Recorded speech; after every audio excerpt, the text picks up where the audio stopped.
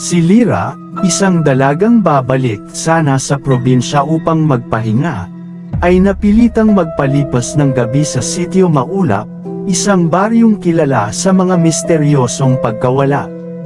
Sa unang gabing hindi sinasadya, masisilayan niya ang nilalang na matagal ng kinatatakutan, ang alamanhig.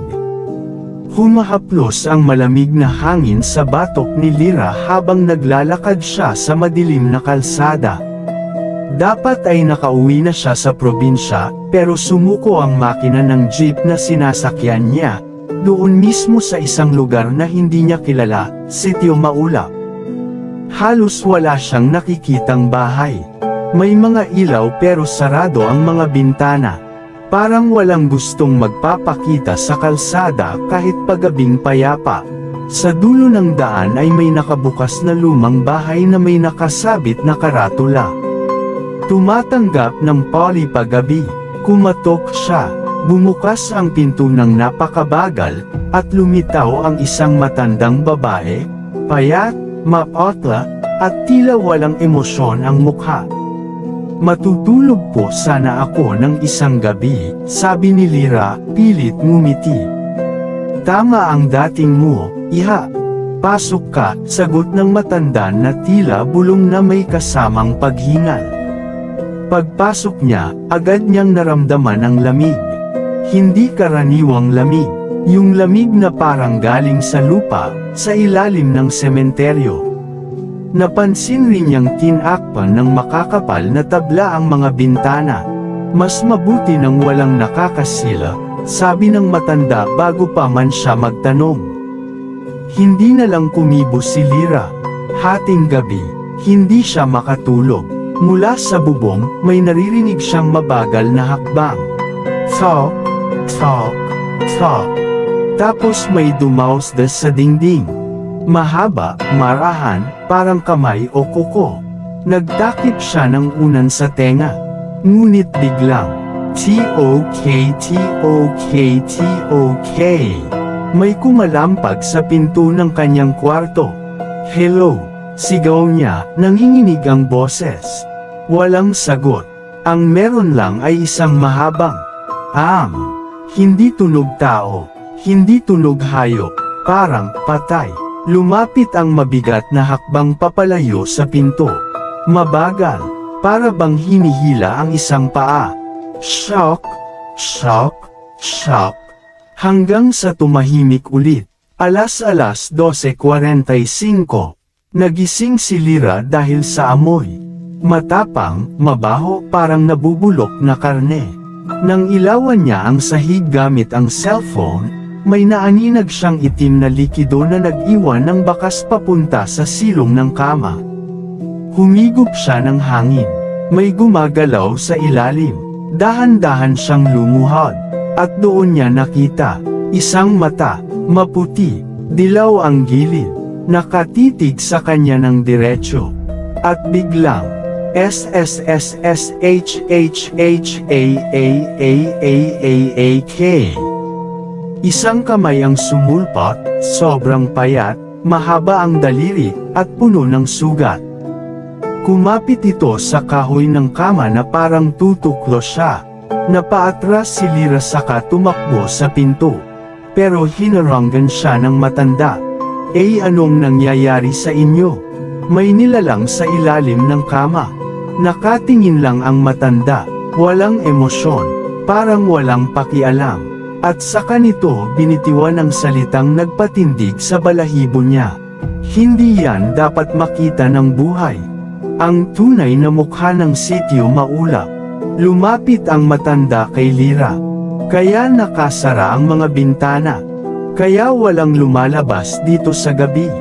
Dahil ang hinahanap niya ay, tumigil ito at tumingin sa likuran niya. Hininga. May lumabas mula sa dilim sa likod ni Lyra. Isang nilalang na baluktot ang katawan, parang nanggaling sa hukay. Ang balat nito'y kulay putik at ang bibig nito ay mahaba, nakabuka ng parang nganga, may tumutulong laway. Ang mga mata nito'y tuyo, puro puti, at nakatingin lamang kay Lyra. Ang alamanhig, Narinig niya mula sa matanda. Pag nakakakita iyan ng bagong mukha, sinusundan na niya yan, hanggang makuha. Unti-unting umabant ang nilalang. Shock, shock, shock. Hila ang paa. Tumutulo ang itim na likido sa sahig. Umabot ito ng kamay. Kaaba, parang kawit. Lira ay napaatras, pero wala siyang daluyan. Ang pintuan ay nasa likod ng matanda. At bigla itong huminto. Hindi gumagalaw. Nakatitig lang. Para bang may inaante. Matagal ka nang hinahanap ng isa naming alamanhig, sabi ng matanda. Bakit ako? Sumagot siya ng bulong. Dahil may utang sa'yo ang patay. Ang paghabol. Tumakbo si Lira palabas ng bintana, kahit may mga tabla. Pinwersa niya iyon at tumalon. Nasugatan ang braso niya sa bubog, pero hindi na niya iyon inisip. Narinig niya ang sigaw ng matanda. Hahabulin ka niya hanggang pagsikat ng araw. Kasunod nun ang mabagal ngunit mabigat na yapak. Thud. S-H-H-H-K. Thud. S-H-H-H-K. Tumakbo si Lira sa kalsada pero walang tao. Lahat sarado ang bahay. Walang ilaw. Walang tutulong. Sa likuran niya, isang malakas na hinga. Paglingon niya, malapit na ang nilalang. Hindi ito mabilis, pero bawat hakbang nito ay parang naroon agad. Tumakbo siya papunta sa kakahuyan. Gumuho ang lupa, lumilipad ang alikabok, hanggang sa may narinig siyang boses. Dito, bilis. Isang lalaki ang kamakawi, tinuturo ang maliit na kubo. Agad siyang pumasok. Alam mo bang bawal magpalipas ng gabi rito? Tanong ng lalaki habang nilalagay ang asin sa pintuan. Hindi ko alam. Alamanhig yan. Kapag may bago siyang naaamoy, sinusundan niya hanggang makuha. Lalong-lalo na pag may sugat ka. Napatingin si Lira sa braso niyang may dugo. Pero, bakit ako? Tanong niya. Sumagot ang lalaki habang nakatitig sa pintuan. Dahil may isang patay na kawangis mo. Ang kambal mo. Nanlaki ang mata ni Lira. Wala akong kambal. Hindi mo alam. Pero may natagpo ang patay na sanggol noon sa sitio Maulap, kamukhang kamukha mo. At kung minsan, ang hindi natapos na buhay ay nagbabalik bilang nilalang. Pagtatapos, pumintig ang lupa, natanggal ang asin sa pinto. At bigla, bumukas ang pinto. Pumasok ang nilalang, mas malaki, mas baluktot, at mas gutom kaysa kanina. Kumapit ito sa sahig, tumingin kay Lira, at impit nitong sinabi, uuwi. Napaluhod si Lira. Nanay, bulong niya, doon niya nakita, sa likod ng bulok na balat. Sa ilalim ng mapuputing mata, may pamilyar na hugis ng mukha. Isang mukhang parang kanya.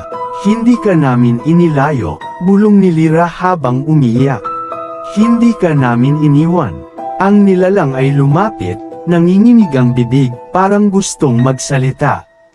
Ngunit biglang sumikat ang liwanag. Unang sinag ng araw, at nang tamaan ang nilalang. Nagliyab ito. Niluwa ang itim na usok, at napaatras na parang sinusunog, hanggang sa tuluyan itong naging abo. Umaga, tahimik ang sitio Maulap, nakatayo si Lira sa gitna ng kalsada, nanginginig, sugatan, pero buhay. Lumapit sa kanya ang lalaking tumulong. Pwede ka nang umalis, bago may iba pang maghanap. Ngumiti siya, mahina. Maniniwala na ako, kahit sa mga bagay na hindi dapat totoo. Isang payo lang, sabi ng lalaki. Huwag ka nang babalik dito.